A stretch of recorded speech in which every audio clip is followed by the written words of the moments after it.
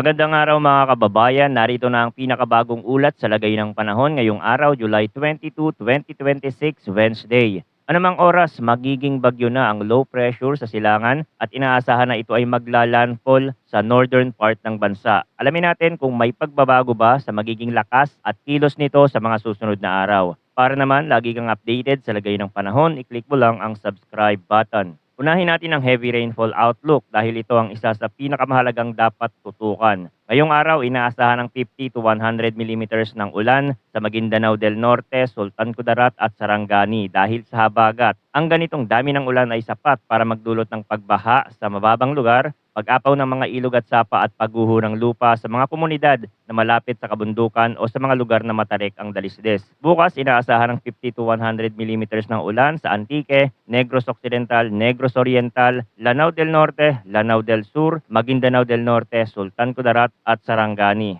Pagsapit ng Friday, July 24, inaasahan pa rin ang kaparehong dami ng ulan sa Antique, Negros Occidental at Negros Oriental. Mahalagang tandaan na pwedeng mas mataas pa ang aktwal na dami ng ulan sa mga mountainous at elevated areas. May hiwalay ding heavy rainfall outlook dahil sa low pressure area. Bukas inaasahan ng moderate to heavy rainfall o 50 to 100 millimeters sa Cagayan at Isabela. Pagsapit ng Friday, July 24, ang parehong dami ng ulan ay inaasahan sa Batanes, Cagayan, Ilocos Norte, Ilocos Sur, Apayao, Kalinga, Abra, Benguet at Isabela. Sa madaling salita, habang aktibo ang habagat sa timog at kanlurang bahagi ng bansa, may isa ring hiwalay na banta ng mas maulang kondisyon sa Hilagang Luzon dahil sa low pressure area. Ito ang dahilan kung bakit dalawang magkaibang weather system ang kailangan bantayan ng sabay. Sa kasalukuyang forecast dahil ang isa ay nagdadala ng mas mabigat na ulan sa Mindanao at Western Visayas habang ang isa naman ay maaaring magbigay ng mas aktibong ulan sa Northern Luzon sa susunod na mga araw.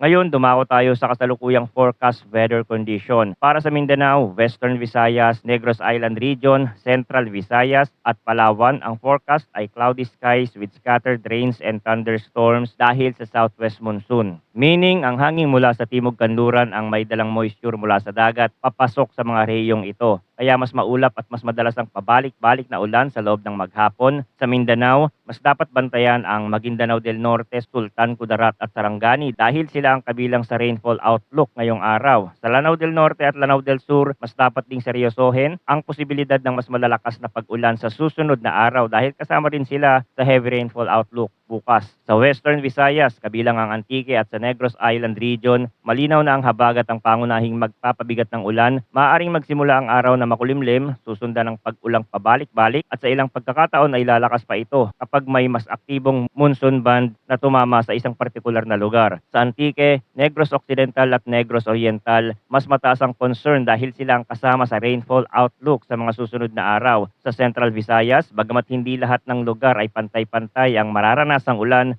sapat pa rin ang monsoon flow para magdala ng cloudy skies at thunderstorm na pwedeng magdulot ng flash floods at landslide kapag tumama sa mga flood-prone at landslide-prone areas. Sa Palawan, ang habagat ay madalas magdulot ng malawak na cloud cover at pabalik-balik na ulan, kaya dapat din itong bantayan lalo na sa mga komunidad na madaling bahain at sa mga baybaying lugar. Para naman sa Bicol Region at Eastern Visayas, ang forecast ay cloudy skies with scattered rains and thunderstorm dahil sa trough ng low pressure area. Ito ang ikalawang mahalagang weather system sa kasalukuyang forecast. Kapag sinabi nating trough ng low pressure area, ibig sabihin ay ang pahabang bahagi ng sistema ang siyang nagdadala ng cloudiness at ulan sa mga rehiyong ito kahit hindi pa direktang nasa ibabaw ng kalupaan ang sentro. Sa Eastern Visayas, mas ramdam ang ganitong epekto dahil bukas ang rehiyon sa silangang dagat. Kaya may malinaw na posibilidad ng scattered rains at thunderstorm na sapat para magdulot ng flash floods at landslide lalo na sa mga mababang komunidad at sa mga lugar na malapit sa daluyan ng tubig.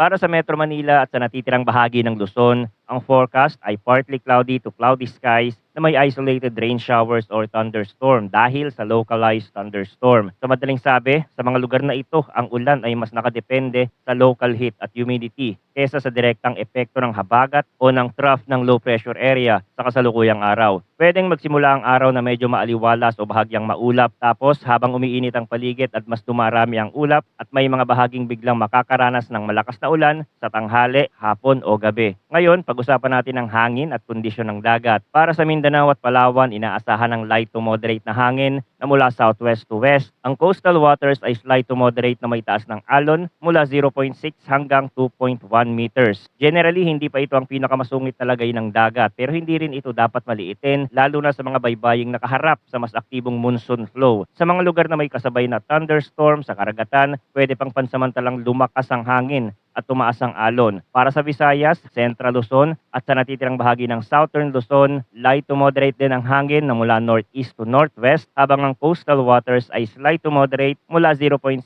hanggang 1.5 meters. Sa natitirang bahagi ng Luzon, light to moderate ang hangin na variable ang direksyon at ang coastal waters ay slight to moderate mula 0.6 hanggang 1.2 meters. Ibig sabihin sa ngayon wala pang matinding marine conditions sa karamihan ng bahagi ng bansa, pero nananatiling mahalaga ang pagbabantay lalo na kapag may kasabay na thunderstorm sa dagat o kapag nagsimulang mas lumakas ang low pressure area sa mga susunod na araw. Ngayon, dumako tayo sa mas mahabang tropical outlook dahil ito ang halagang dapat bantayan sa susunod na mga araw. Ayon sa kasalukuyang datos sa ibang mga weather model, halos nagkakasundo na ang karamihan sa mga ito. Dahil dito, mas mataas na ang chance ng potential tropical cyclone development sa susunod na oras o araw. Ito ang mahalagang pagbabago sa forecast confidence. Kapag mas maraming model ang nagtuturo sa development ng isang sistema, mas tumitibay ang posibilidad na ang low pressure area na ito ay tuluyang maging isang tropical cyclone. Sa kasalukuyang assessment, kung magiging bagyo ito sa loob ng Philippine Area of Responsibility, tatawagin itong Bagyong Quiapo. Sa galaw na nakikita ngayon, inaasahan itong kikilos pahilagang kanluran. Sa kasalukuyang projection, posible itong tumawid sa may northern Luzon area. Pero mahalaga ring idiin na malaki pa ang forecast confidence cone nito at nangangahulugan yon na may malawak pang saklaw ng posibleng magiging track. Meaning, bagamat may malinaw na senaryo ng pagtawid sa northern Luzon, marami pang posibleng magbago sa direksyon na tatahakin ng bagyo bago ito tuluyang maglandfall o lumapit sa kalupaan. Ang track ay maaari pang bahagyang umangat o bumaba depende sa steering winds at sa iba pang environmental factors sa mga susunod na araw.